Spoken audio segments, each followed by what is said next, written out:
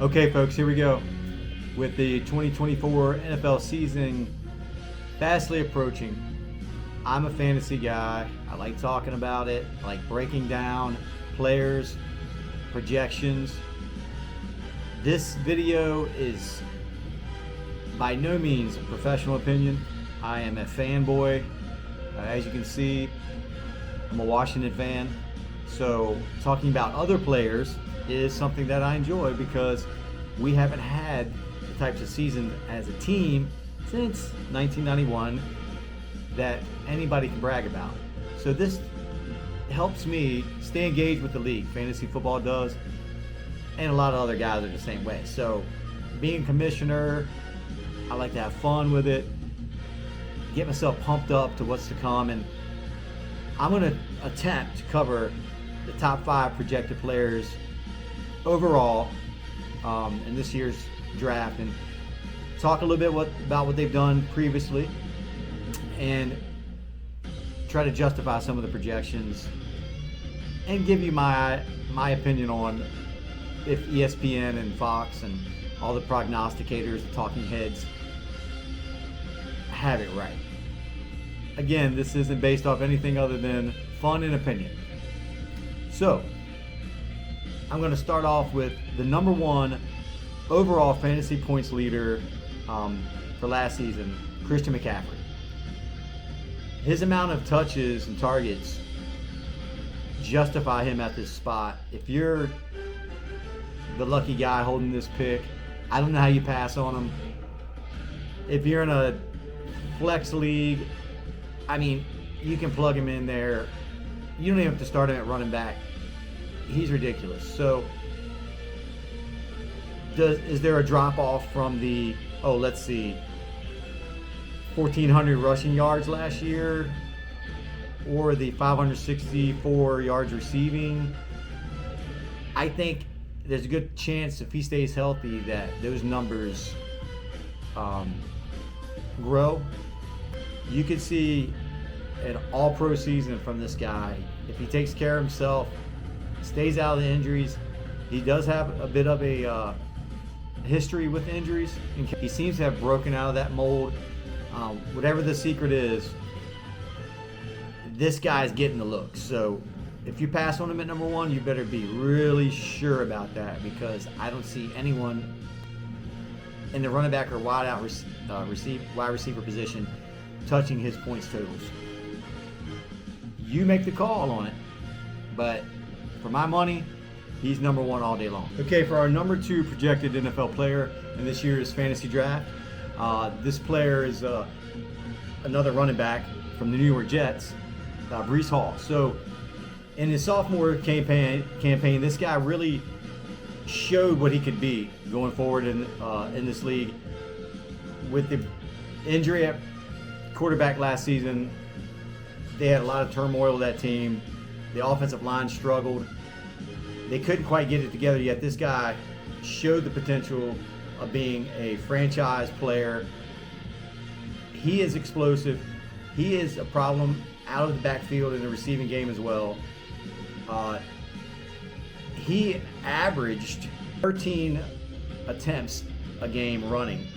I see that increasing with Aaron Rodgers being on the field, and that offense being more consistent with him staying healthy this season. If everything works out on that part, I believe that'll translate over into a consistent running game where this guy can really thrive. He's a 3-down back. He got 299 overall touches last year on a mediocre team. He is deserving of this spot. Just me personally, I haven't seen enough of him. Again, you make the call on this, but you better be sure, because you're not going to see another pick for a while. And I believe there's a drastic drop-off in the running backs after the first 3 or 4.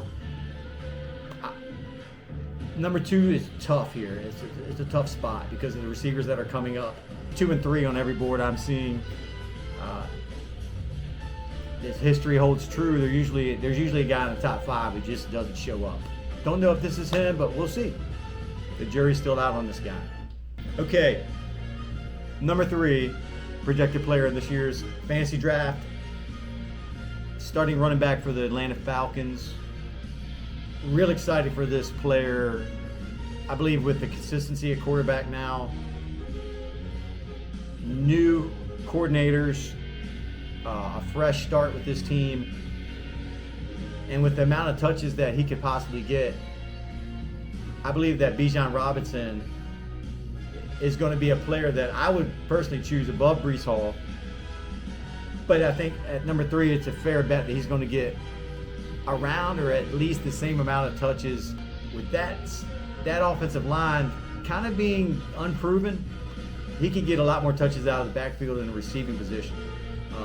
He can line up out wide. He's a threat all over the field. They're going to use him a lot.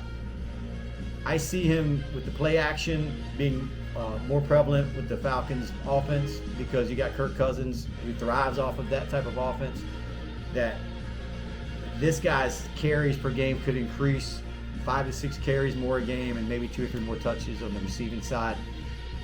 Of course, I preface everything by saying, if the offense shifts that way, I don't know how you don't. I don't know how you stay away from this guy.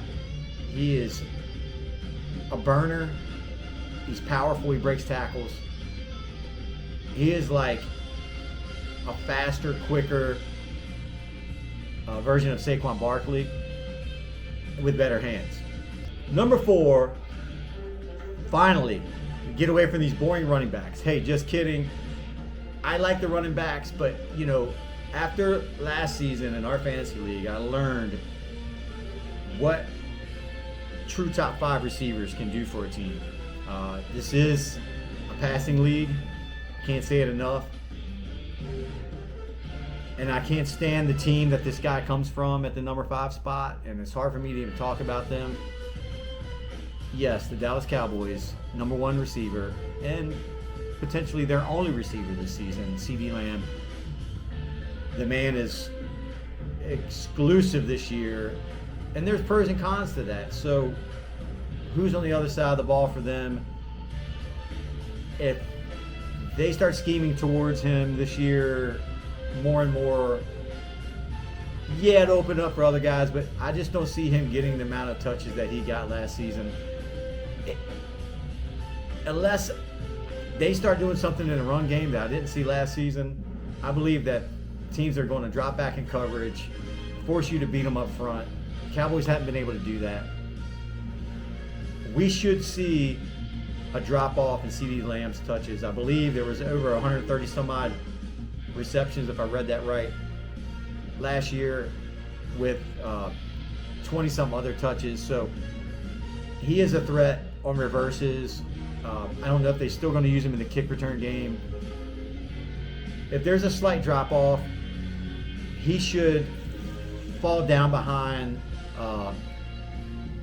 the likes of Justin Jefferson, Amron Brown, Tyreek Hill. I believe those players are going to see an uptick. It's just my opinion. They're going to have to find someone else in those tight situations. Teams aren't going to let him beat them. You can do that against the Cowboys. I believe you can get to Dak. I believe you can rattle him. He drops for me. I don't think he's the number 1 receiver in this draft. Put it in the comments below. Tell me I'm wrong, but you better have a good reason why. I believe you can get in his head. He's all world, but I see him taking a step back. And last in today's segment, but certainly not least, in my opinion, the number 1 receiver in the last 4 or 5 drafts, Tyreek Hill. I passed on him last season. I went out there and grabbed the guy from Cincinnati. I keep betting against this man each season, and he just lights it up. Hill has not dropped off. His speed is still there. He is the ultimate receiver. It doesn't matter. He can run it out of the backfield. If this guy gets a step on you, he's gone. Light reels up week in and week out, and we've almost gotten numb to it because he does it so much. Tyreek, the freak, at number 5, I think that's a little low for him. I'm putting him my number one receiver, leaps and bounds above CeeDee Lamb. My opinion, take for what it's worth.